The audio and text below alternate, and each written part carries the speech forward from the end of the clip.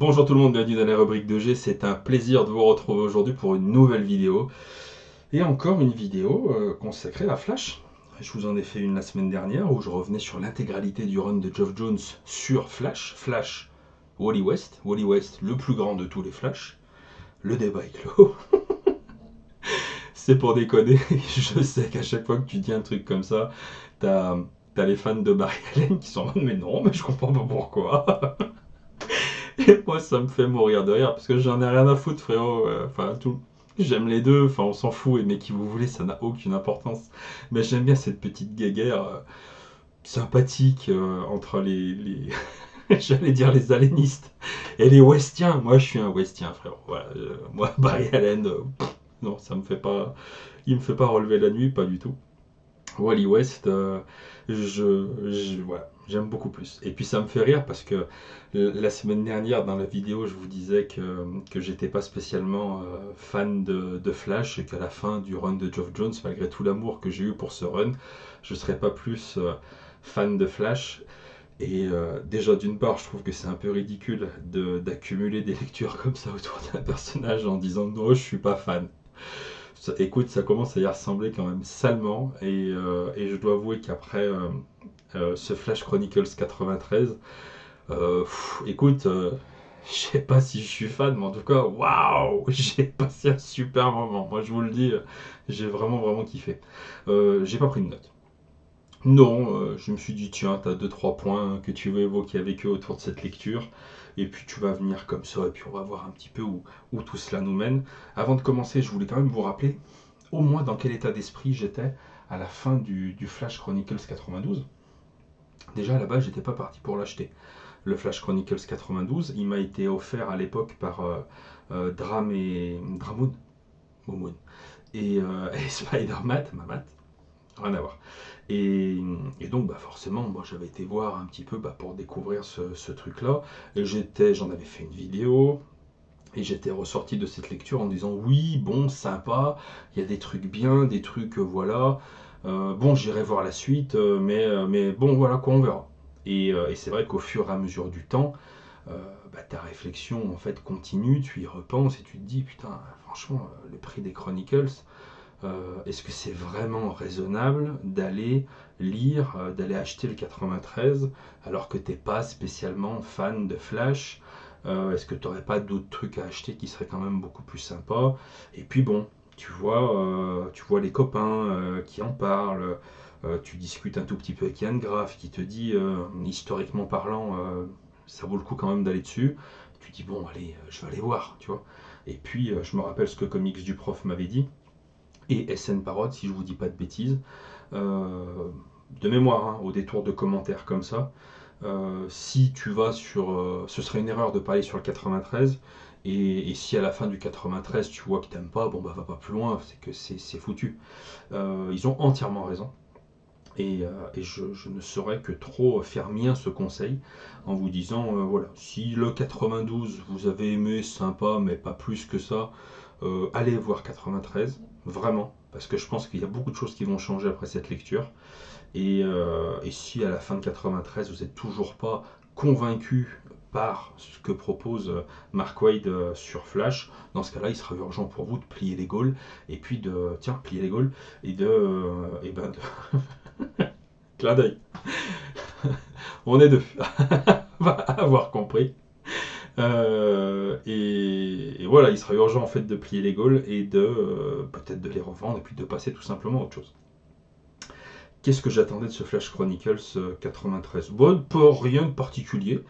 Qu'est-ce qu'on va pouvoir retrouver, si ce n'est de passer un excellent moment, mais ça je vais y revenir tout de suite après. Qu'est-ce qu'on peut retrouver à l'intérieur? Les Flash 72 à 85, le Flash Annual 6, le Showcase 93 numéro 3 et un épisode de Green Lantern le numéro 40, puisque c'est un épisode qui permet en fait d'être crossover, de tie-in, de je sais même pas comment on peut dire, de donner de la densité à cet immense morceau qui nous est proposé à l'intérieur. Je vais vraiment vous en parler d'une manière extrêmement cryptique.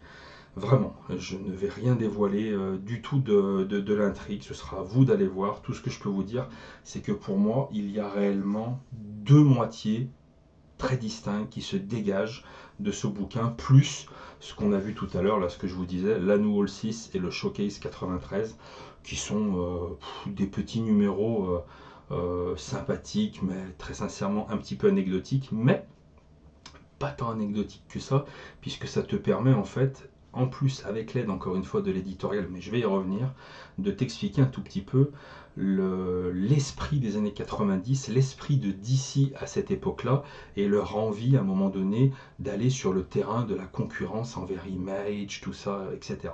Et donc, si les épisodes ne sont pas forcément flamboyants, là, l'annual et le showcase, ils ont au moins le mérite de traduire l'esprit d'une époque et l'initiative en fait qu'essayait de mettre en place d'ici pour contrer Image, Wildstorm et tous ces trucs là.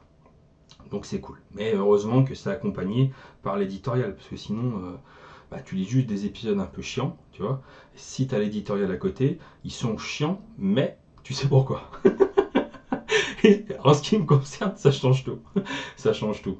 C'est pas que ça, mais ça t'explique en fait l'histoire en fait autour de la création de ces épisodes-là.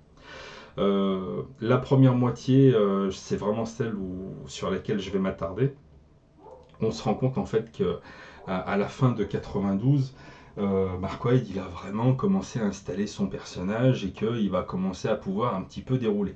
Mais tu sens qu'il y a encore quand même quelques freins, quelques petites barrières et qu'il a un gros morceau qui se dresse devant lui. C'est pas forcément un morceau qu'il a choisi, mais c'est vraiment, ça se présente à lui et il doit y faire face. Et il décide en fait de prendre ce truc-là à bras le corps pour tout simplement construire son héros. Voilà.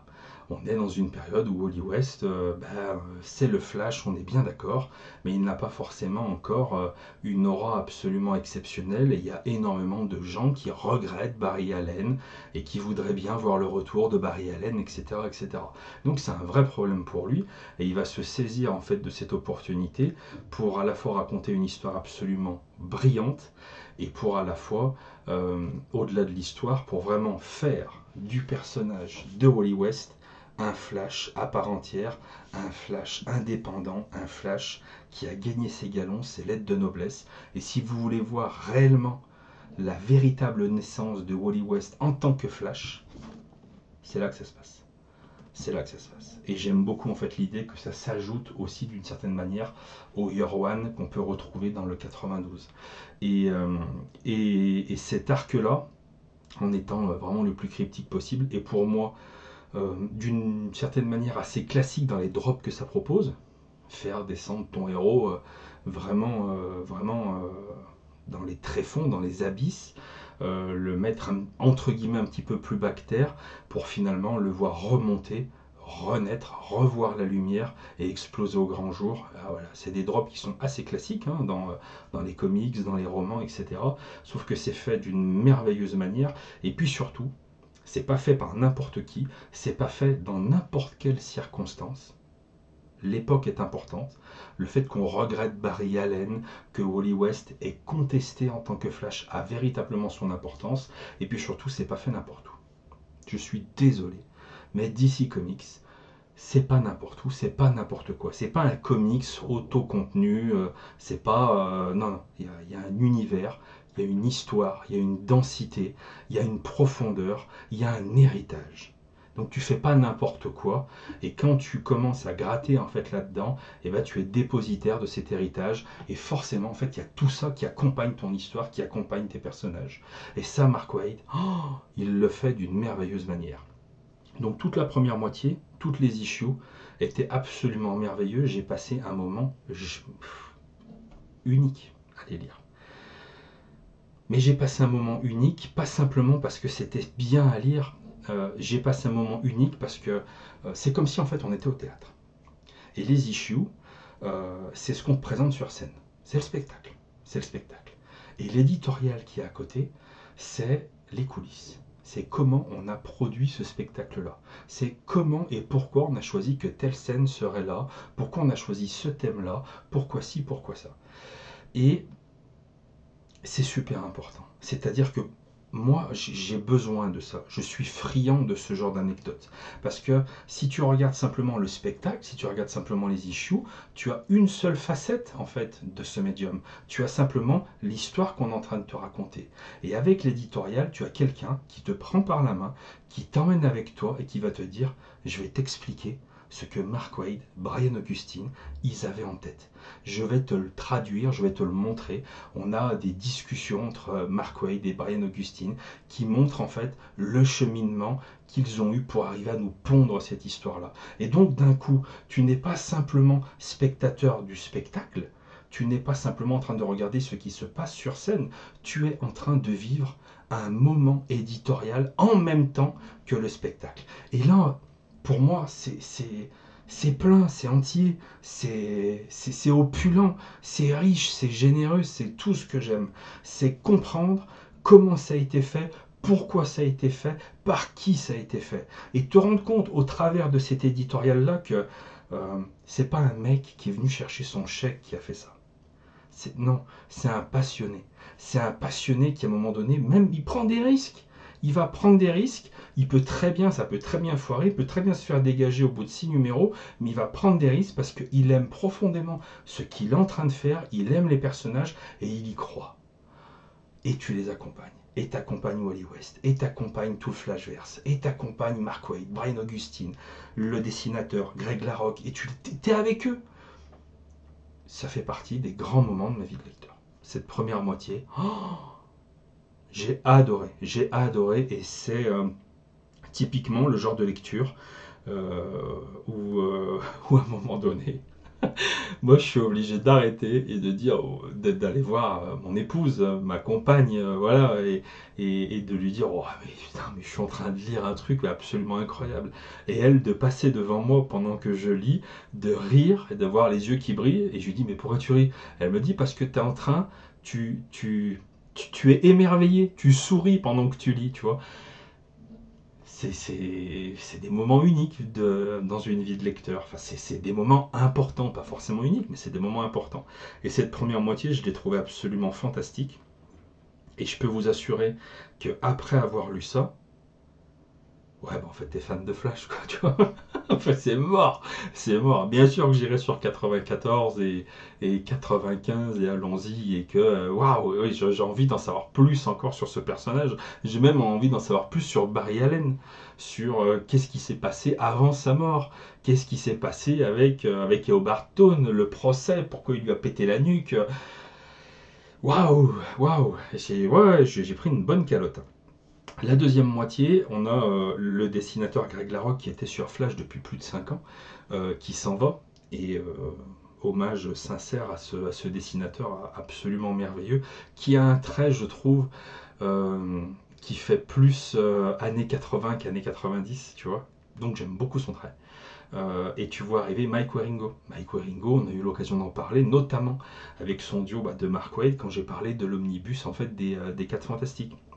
Ils se rencontrent là en fait, ce duo là, et tu vois arriver Mike Wieringo, et là pour le coup tu as un trait qui est beaucoup plus années 90, dans le côté que moi j'aime un petit peu moins. Je sais pas, c'est moins mon délire à cette époque là, mais tu vois aussi qu'au fur et à mesure des épisodes, le trait de Mike Wieringo il change quasiment à tous les épisodes, vraiment. Il ne change pas drastiquement, on va dire qu'il s'affirme, il s'affine, il acquiert des certitudes, enfin voilà, il travaille quoi, tout simplement. Donc forcément, le dessin, entre guillemets, c'est un muscle, et donc ça évolue avec le temps. Et tu le vois évoluer au fur et à mesure des épisodes. Donc j'ai hâte de voir aussi dans l'année 94 où il va aller. Et en termes d'histoire, on est vraiment... Mark Waid, je trouve, je peux me tromper, mais la question est ouverte, je trouve qu'il a, vous savez, je dis souvent cette construction court terme, moyen terme, long terme, bah, là je trouve qu'on n'est pas du tout là-dessus, pour le coup, à peu de choses près, mais que vraiment il vient de nous offrir un premier climax, un premier moment extrêmement important, fondateur pour le personnage, extrêmement utile pour Mark Waid pour installer définitivement Wally West en tant que Flash, la naissance de Flash, elle est là, et qu'ensuite, c'est pas que ça redescend un peu, c'est que ça redescend, selon moi, drastiquement, mais qu'on est de nouveau sur une pente ascendante. C'est-à-dire que lui, j'ai vraiment le sentiment qu'il fonctionne comme ça. Boum, un pic. et on continue à construire. Boum, un pic, et on continue à construire. Voilà. Je trouve que c'est peut-être un petit peu plus classique pour l'instant dans la manière de gérer le personnage sur le long terme, mais ça reste très sympa. Et dans la deuxième partie, là on peut être beaucoup plus... euh, je peux vous en dire beaucoup plus. On est vraiment sur un, un truc important aussi, puisqu'on va parler des anciens amours en fait de Wally West. Donc on va fermer des portes qui vont permettre d'en ouvrir des nouvelles. Évidemment, il va aussi recroiser des personnages emblématiques quand il était dans les Teen Titans, notamment. Ah merde, j'ai mangé son nom. Ah, j'ai mangé le nom de la meuf, l'alien. Bah voilà, bah vous me le direz en commentaire. Enfin non, enfin vous me le direz, mais tout de suite après je vais aller voir ce que j'ai oublié. Puis t'as Nightwing, voilà. Alors c'est des moments qui sont toujours aussi plaisants en fait à lire. C'est du bon comics, mais on n'est pas sur le truc aussi fou éclatant qu'on a eu dans la première moitié. Qu'on se le dise. Mais ça reste néanmoins très très sympa. Et puis de toute façon, après la première moitié que tu viens de vivre, j'ai envie de te dire, bah, tu fais confiance à Mark Waid et c'est bon, ça y est, t'es monté dans le train, t'es avec lui et vas-y, on va au bout. On va au bout, Marc. C'est fini là, maintenant je te suivrai jusqu'au bout. C'est mort. Je suis flashiste. Flashiste westien. Voilà, ça c'est des bons délires, ça. Je suis flashiste aléniste, flashiste westien. Vous en faites ce que vous en voulez, je suis pas sûr que ça fasse rire tout le monde, mais enfin, moi ça me fait beaucoup rire ce genre de terme. Et qu'est-ce que je voulais dire? Parce que du coup je m'embrouille. J'ai adoré ce truc-là. C'était absolument merveilleux. Et encore une fois, oui, je veux quand même rappeler l'importance de l'éditorial parce que c'est pareil, il y a un truc tu vois, que j'ai adoré. Je connaissais le personnage de Max Mercury. Pour moi, un speedster dans l'histoire de DC, voilà, mais je connaissais pas plus les contours du personnage, son histoire, voilà. Et à un moment donné, tu vois Max Mercury. Sauf que c'est accompagné par un éditorial, encore une fois.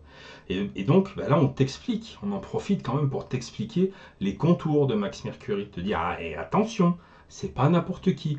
Il a été créé à ce moment-là. Et ensuite, il a eu ses heures de gloire ici. Ensuite, tu le verras beaucoup dans telle série. Et il est créé de telle et telle manière. Ce qui fait que dans l'épisode d'après, quand tu le vois, il y a une intimité qui s'est créée avec le personnage. Tu en connais les contours. Tu sais exactement ce que tu as le droit d'attendre de ce personnage. On a été présenté. Et donc, eh ben, la lecture, en fait, elle se fait toute seule. Et épatant. Épatant, épatant. J'ai passé un moment absolument merveilleux. Je ne sais absolument pas quand va sortir le 94, mais on sera sur un achat Day One, là pour le coup. Peut-être pas une lecture Day One, parce que c'est pas forcément obligatoire. Mais en tout cas c'est parti. C'est parti. À partir de 93, je considère que bah, j'irai au bout de cette série. Et le truc, petit truc qui, moi me fait kiffer, c'est que le successeur de Mark Waid, à la fin de tous ces tomes de Chronicles qui vont s'enchaîner, c'est Geoff Jones. Et je sais qu'à la fin de tout ce voyage, on pourra tous ensemble prendre 2 pas de recul et admirer les années, les décennies qui se sont écoulées entre nos doigts pour suivre la destinée de ce personnage. Et ça, c'est des délires, ça. Ça, c'est des trucs qui me font kiffer. C'est parti. C'est parti, allons-y. Petit message à caractère personnel.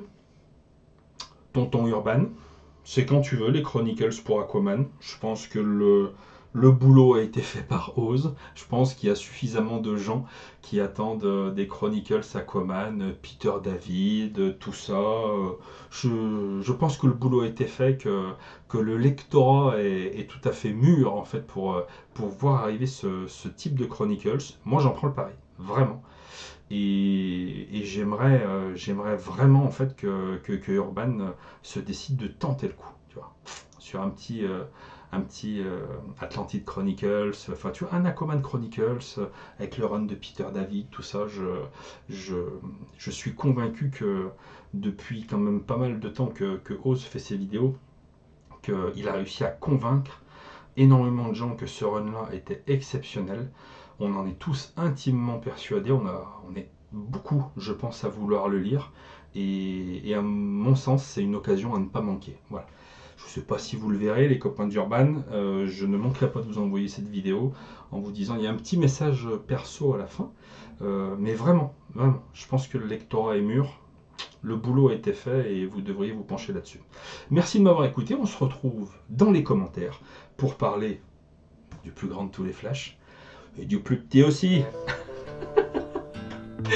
A très bientôt dans la rubrique de G. Gros bisous, salut.